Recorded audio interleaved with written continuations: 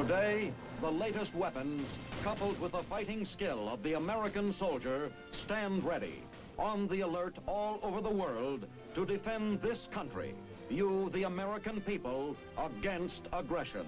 This is The Big Picture, an official television report to the nation from the United States Army.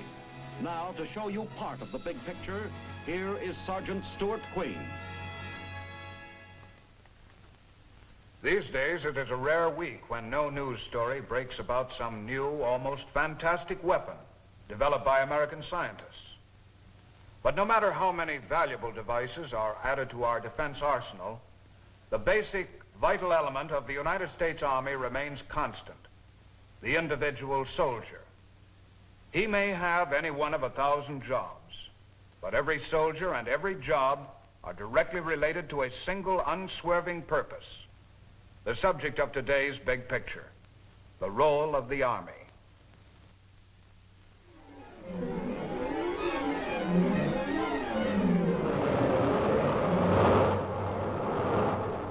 Today, mankind lives in a state of civil and military revolution unparalleled in history.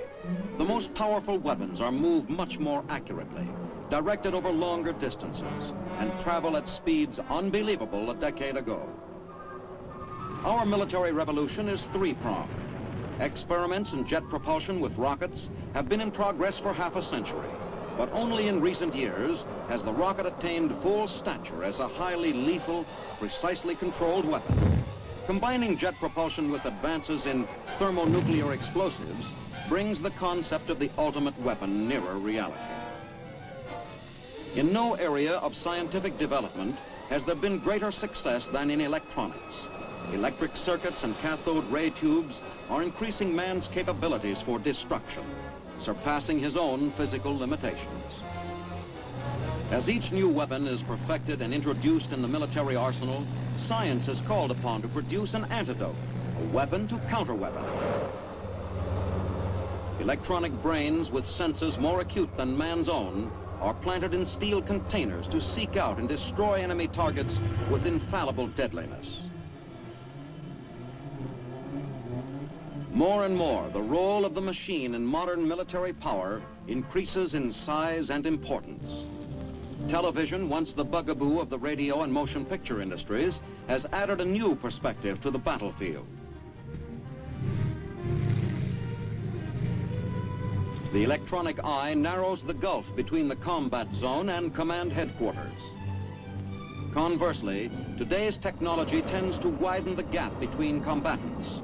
Rarely do opponents look upon each other's faces.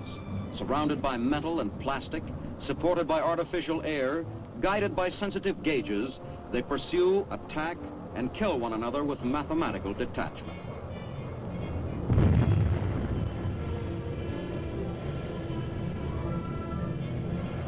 However, at the core of every machine, or setting every machine in motion, is the individual fighting man. Charged with the responsibility of maintaining the security of the United States are the Joint Chiefs of Staff. Under their command are both the machines and the manpower of the United States Army, Navy, and Air Force. To the Navy, naturally, falls the mission of controlling the seas. In World War II and Korea, sea, air, and land forces have proved to be equally essential components in total United States military strength. Each service, equipped and designed for combat in a certain element, is supreme in its own area. To maintain that supremacy, each service, of necessity, uses some of the basic tools of its sister services. To the Air Force goes the task of maintaining control of the air. Upon occasion, each service functions independently as the job at hand requires. And, though vital in its own right, no branch is more important than another to our national security.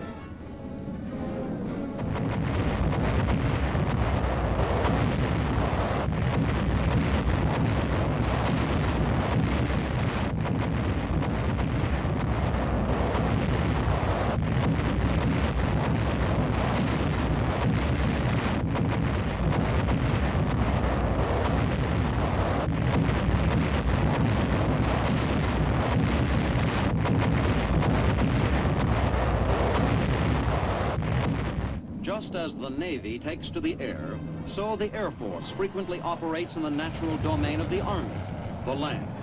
Low-level bombing in support of ground troops makes the job of the infantryman much easier.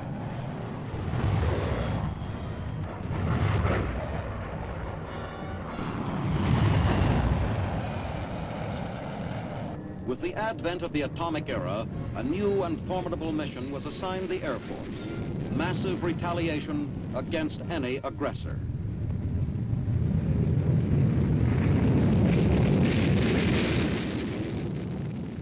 Each with its own mission and capabilities, frequently the Air Force, Navy, and Army team up to tackle a problem in unison.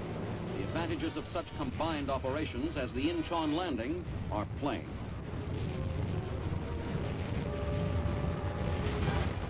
With the changes being wrought by the jet atomic electronic revolution, the concept of inter-service cooperation is being strengthened, while at the same time, each branch is working toward a goal of self-sufficiency within its own area of operations. A new combined striking force incorporating nuclear-powered ships, atomic artillery, and air-guided missiles would make the Incheon invasion pale by comparison. But such a force would be vulnerable to the very weapons it turns to its advantage. Yet, in the middle of this military revolution, one principle remains constant. The Army, Navy, and Air Force all exist to maintain the sovereignty and security of the United States, to keep inviolate the land mass of the nation. The land, in the final analysis, is the prize of war. The aggressor's aim is to capture new land, to turn it to his own use and advantage. From the beginnings of history, the covetous man has eyed neighboring fields rich with natural wealth. In seeking to make the land his own, the first wars were conceived and fought. For defense of the land is the inevitable, almost automatic reaction of the landholder.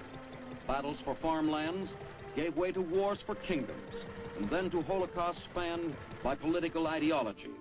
But invariably, the decision to openly employ arms to gain an end is based upon the attacker's desire to capture the land, to control the people who inhabit it.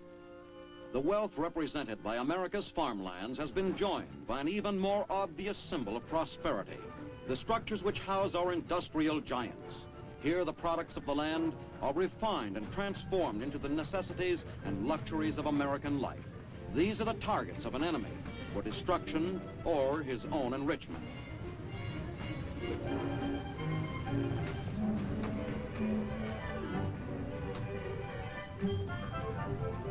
No nation is more a network of vast, sprawling cities than the United States. Nowhere do so many people spend their lives in a metropolitan environment.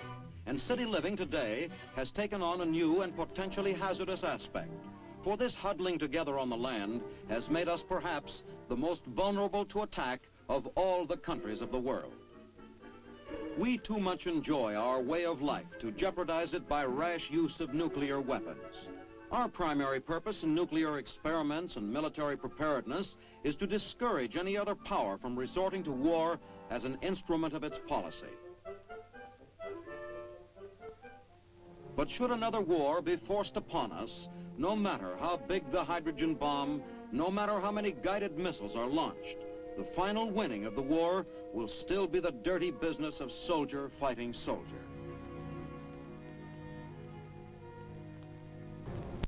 Cities, industries, and millions of people may be wiped out, but ground troops will have to be sent to occupy the countryside to control any survivors.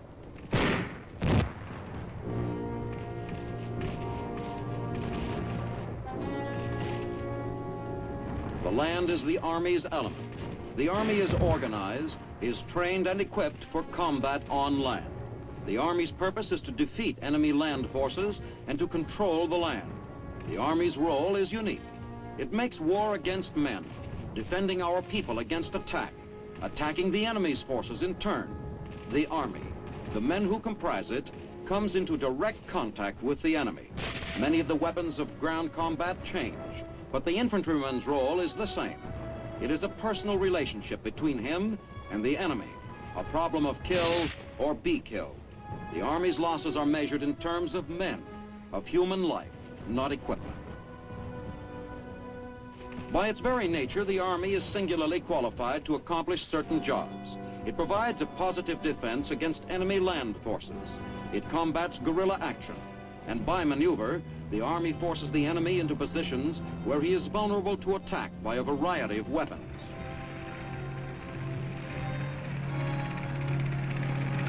Even after battle, the enemy's people are still a problem for the Army. Though hit-and-run tactics are sometimes used, the Army's operation is basically a sustained one. Because of sustained action and direct contact with the enemy, the Army has a large number of people to look after, civilians and prisoners of war. Once having gained control of the enemy's land, it is the Army's job to control the people on it. This is the ultimate objective of the ground forces. The Army must restore order from chaos by imposing its will on the defeated enemy. The Army may be fighting one minute, then organizing civilian control and military government the next. Unless the enemy is bent upon complete self-annihilation, it falls to the Army, too, to meet with the commanders of the opposing forces to bring the fighting to an end. No weapon or machine, no matter how powerful or automatic, can drive the enemy from his lair and hope to bring about the resolution of a battle or a war. This is the job of the men who lead the land armies. While certain facets of the Army's role remain constant, others are undergoing radical change. The Normandy-type invasion is antiquated today. No nation would be foolish enough to concentrate large numbers of planes, ships, and men in one open area where they would be inviting attack by atomic bomb or shell. However, to fight a nuclear war, more men, not fewer, will be needed. Casualties are likely to be higher.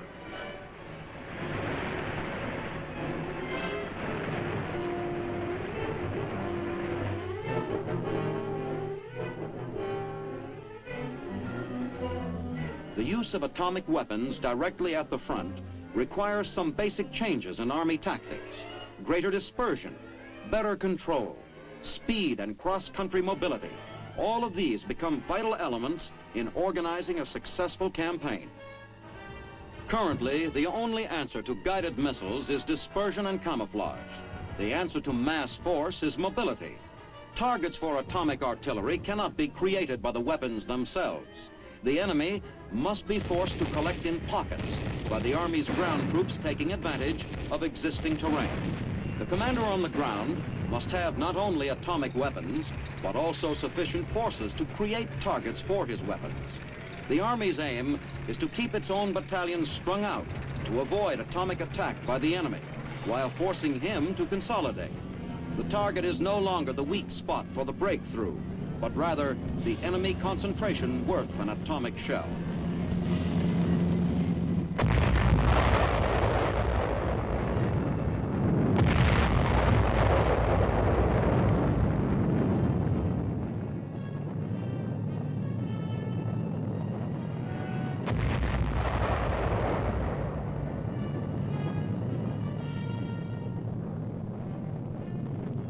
The appearance of atomic tactical weapons on the battlefield, however, does not alter the basic truth that only ground forces using the old proven techniques of firepower plus mobility are capable of taking and holding the land.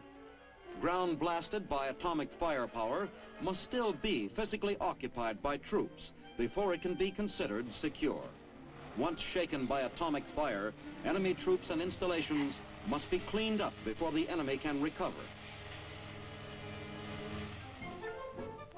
Recruiting men, then training them to become effective soldiers, is an important part of the Army's task. Under our present draft and enlistment programs, this is a continuous process, preparing the recruit to replace the trained man who has been discharged. The step from high school or college to battlefield or atomic battlefield has become enormously enlarged in recent years.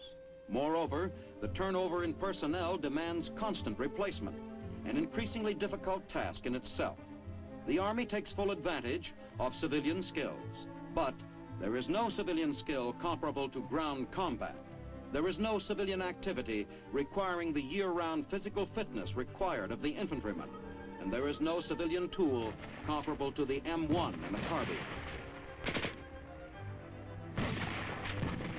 Thanks to the marvels of science, the individual soldier today must know not only his foxhole and M1 inside and out, but also the whys and hows of a wide range of elaborate equipment.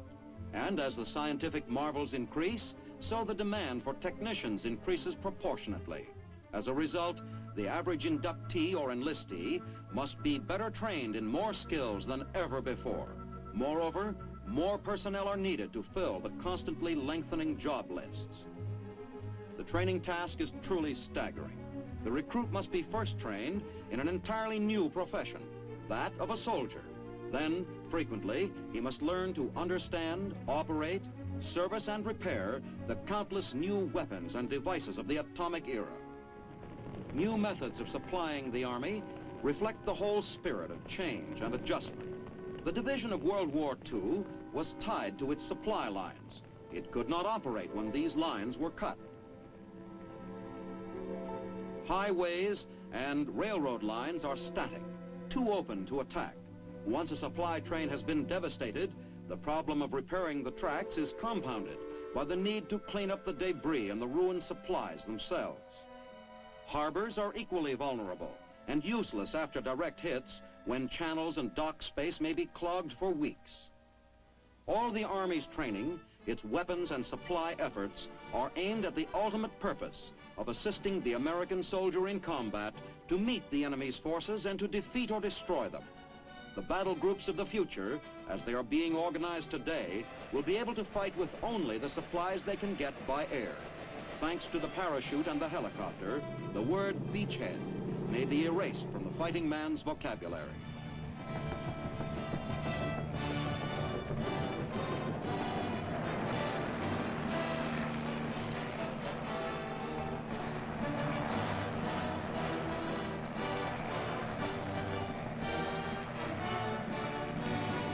Just as the atom is changing the principles of attack, it is also giving new meaning to the words dispersion and mobility.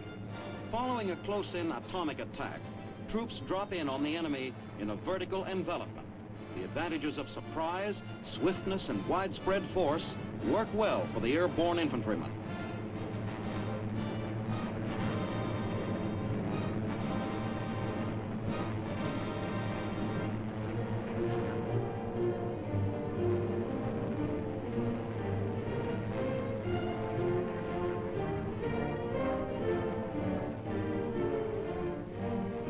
Because a small atom bomb could virtually sink an airfield as well as a carrier, great emphasis is being put on vertical takeoff aircraft. But no matter what the form of transportation, the underlying theme is the same. The machines exist to move the men. The men who man the machines function primarily to move the foot soldiers.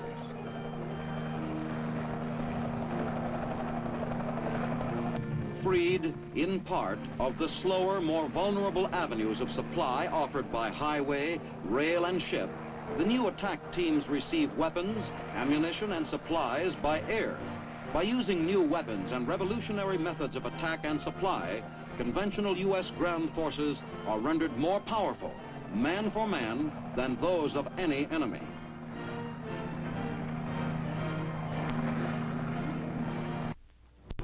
With increasing emphasis put upon dispersion, there is a correspondingly greater need for more and better supporting elements. With small units deployed over vaster areas than in the past, communications personnel must assume more and heavier responsibilities.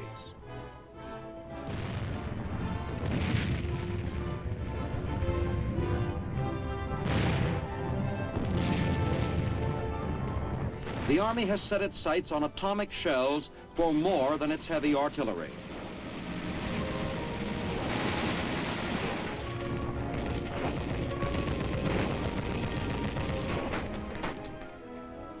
This boost in firepower for smaller weapons is comparable to the introduction of gunpowder in the day of the bow and arrow.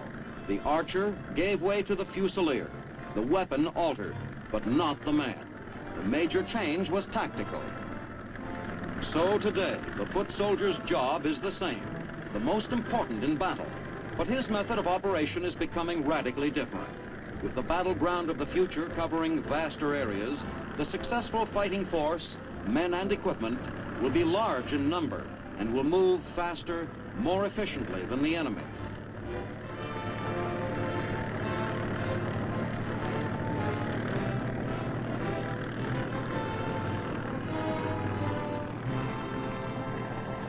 Not only as a fighting force is the U.S. Army a power for peace.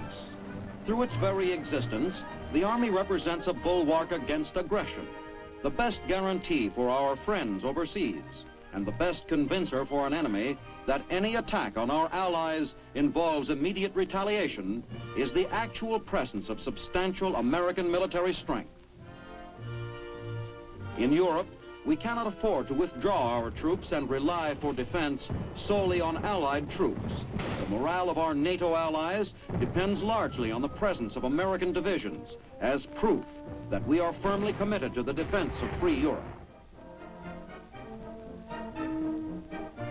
In Asia, too, the same morale-boosting psychology is at work. The presence of our forces represents a rallying point to be seen and appreciated by anti-communist citizens. To CETO nations, our forces symbolize the same determination made plain in Europe. Wherever Army troops are stationed in defense posts, they serve as safeguards to the security of our overseas lines of supply. They guard our outlying naval and air bases and commercial harbors, and those of our allies, for that matter.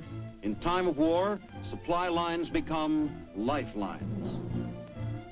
Additional ground forces in fighting trim are needed to protect the areas through which the lifelines pass.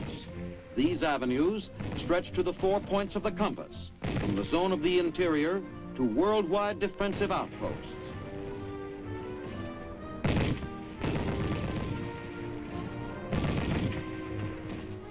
With the polar air routes open for shortcut attack, our warning and defensive bases are moving further and further north.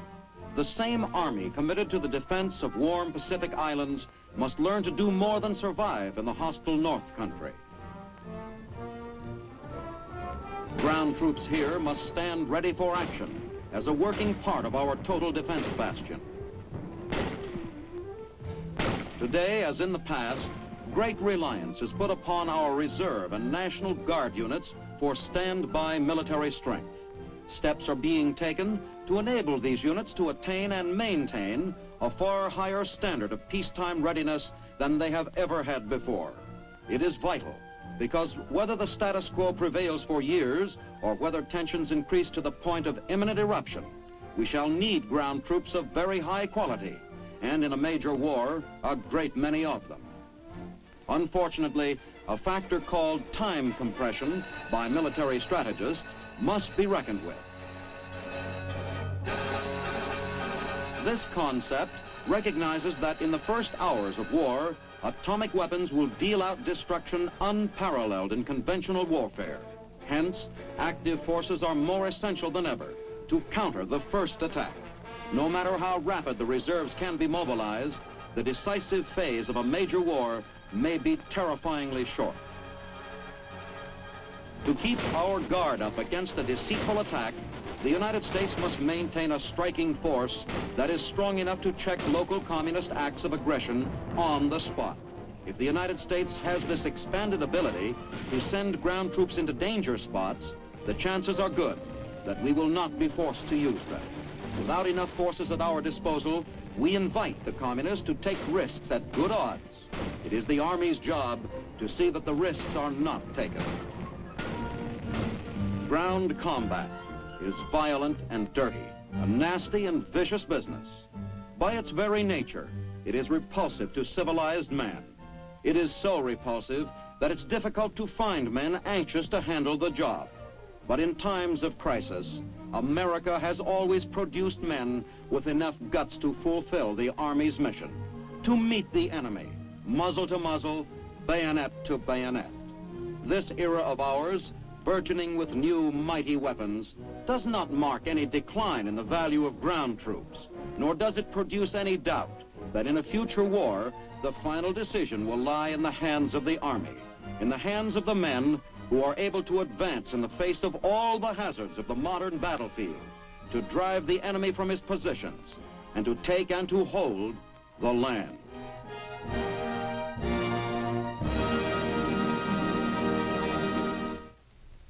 An army with weapons is more effective, certainly, than an army without. Yet as long as the basic ingredient, people, remains, the army will exist and its unchanging mission will exist to conduct sustained land combat for the purpose of controlling land and the people on it in the interest of the security of the United States. Now, this is Sergeant Stuart Queen inviting you to be with us again next week for another look at the big picture. The Big Picture is a weekly television report to the nation on the activities of the Army at home and overseas. Produced by the Signal Corps Pictorial Center.